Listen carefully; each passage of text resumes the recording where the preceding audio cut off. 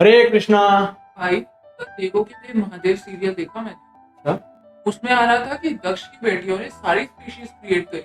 जैसे अदिति ने देवता को जन्म दिया, सुरसा ने सारे स्नेक्स को जन्म दिया, सुरभि ने सारे काऊ बफेलोज को, विनीता ने बर्ड्स को, तारमा ने मंकी कैमल्स को, ईला ने प्लांट्स को। But how it is scientifically possible? तो ये अनसाइंटिफिक नहीं है, अनसाइंटिफिक है करंट नॉलेज के बेसिस। एक एग्जांपल देता हूं। अगर मैं आपको बोलूं कि सिर्फ मैं आपकी ट्रीटमेंट एयर से कर सकता हूं, तो आप बोलेंगे कि भाई ये कैसा जादू है, ये तो हमने कहीं सुना ही नहीं। हो सकता है कि नहीं हो सकता। तब आप सोचेंगे कि भाई मैंने मेडिसिन के बेसिस पे ट्रीटमेंट सुना है, सर्जरी के बेसिस पे ट्रीटमेंट सुना है, और भी बहुत सारे बेसिस है, लेकिन या एयर से कैसे ट्रीटमेंट हो सकता है। फिर मैं आपको एग्जांपल दूं, प्राणायाम। अगर योग पद्धति के अंदर जो प्राणायाम बताया जाता है वो क्या है, एयर सर्कुलेशन से आपकी ट्रीटमेंट। सुनकर लगेगा, आप पहले सोचते यार क्या अनसाइंटिफिक बातें कर रहा है, कैसे पागल हो गया क्या, कुछ भी मतलब तुम कुछ भी कह दोगे मान लेंगे। लेकिन जैसे मैंने आपको बताया, योग में प्राणायाम भी जैसी चीजें एग्जिस्ट करती है, जो कि अब आप उसको एक्नॉलेज कर रहे हैं। अब आपको वही अनसाइंटिफिक चीज साइंटिफिक लगती है। आप 1990s के अंदर जाइए, फोन आपको याद होंगे, वायर कनेक्टेड फोन हुआ करते थे, होते थे कि नहीं होते थे। और उस टाइम पे टीवी कैसे होते थे, मोटे मोटे टीवी होते थे। अब मैं आपको बोलूं, उस टाइम पे 1990s के लोगों को बोलूं कि उस फोन में टीवी भी हो सकता है, तो यार पागल हो गया क्या। हाँ, इतना मोटा बिल्कुल टीवी, और कहाँ ये फोन छोटा सा जिसमें कीपैड भी दूसरी जगह पे होता था, इसमें और टीवी आ जाएगा।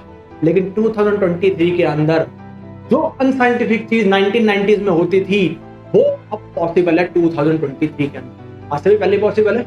आज आपके फोन में क्या टीवी नहीं है, टीवी है। इससे हम एक बेसिक क्लैरिटी मिल जाती है कि जो अनसाइंटिफिक है आज की नॉलेज के बेसिस पे, जरूरी नहीं है वो अनसाइंटिफिक हो आने वाली जनरेशन के लिए।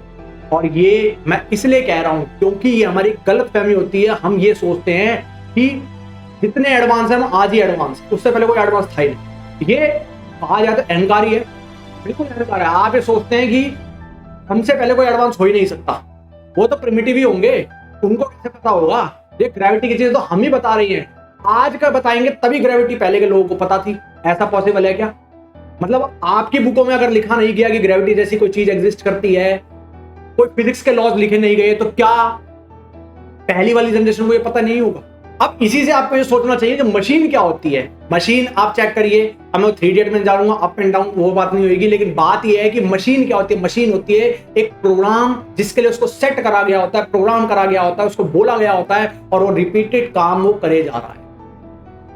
ये वर्ल्ड क्या है? मशीन ही है, काम कर रहे हैं, रिपीटेड काम हो रहा है। इसी चीज को मैं एक ही आप एग्जांपल दीजिए। ये जो आप YouTube देख रहे हैं, आपका भी YouTube चैनल होगा, Instagram अकाउंट होगा, उसके अंदर आप क्या देखते हैं? सब में क्या कॉमन होता है? एक सब्सक्राइब या फॉलो बटन होता है, आपकी एक DP होती है, आपका कंटेंट होता है, सेटिंग्स के ऑप्शंस होते हैं, ये सब ऑप्शंस होते हैं। इस ऑप्शंस को बनाया किसने? YouTube या Instagram ने बनाया। क्या YouTube और Instagram जब चाहे न्यू फीचर्स ऐड ऑन नहीं कर सकती? जब चाहे पुराने फीचर्स को डिसेबल नहीं कर सकती? कर सकती है। आज भी हम देखते हैं पुराने फीचर डिसेबल होते हैं, न्यू फीचर्स ऐड ऑन होते जाते हैं। होते हैं कि नहीं होते? बिल्कुल होते हैं यार, क्यों नहीं होते।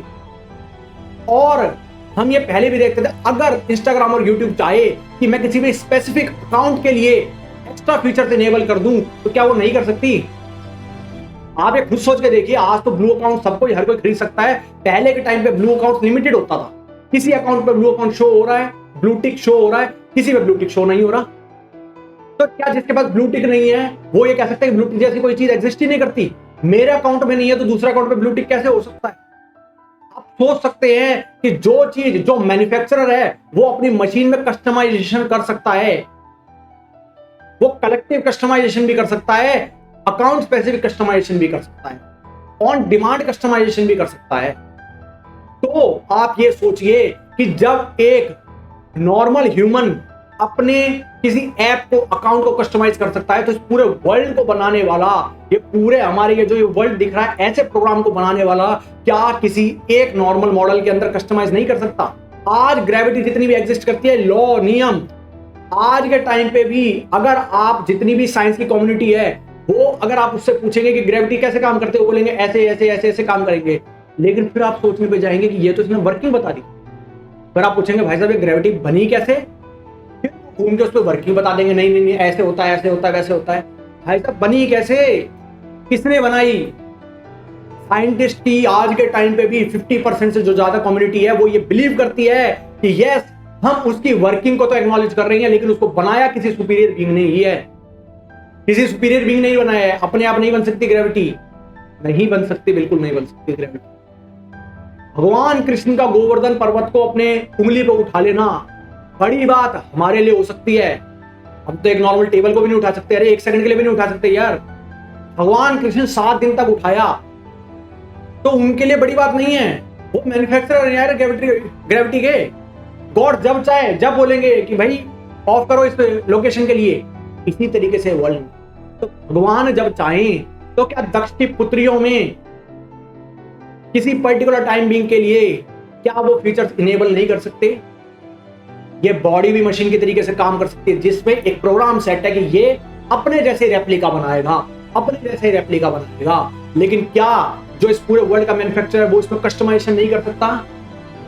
उस टाइम के लिए जब उनको पूरी अर्थ पे क्रिएशन का प्रोसेस बूस्ट अप करना था, फास्ट करना था, तो क्या वो दक्ष की पुत्रियों में नहीं कर सकता कि इस कन्या के अंदर ये फीचर्स ऑन कर दो कि अब ये मंकी, अलग अलग स्पीशीज के मंकी कैमल्स को भी जन्म दे सके, इसके अंदर ये कर दो कि ये प्लांट्स को इनको भी कर सके?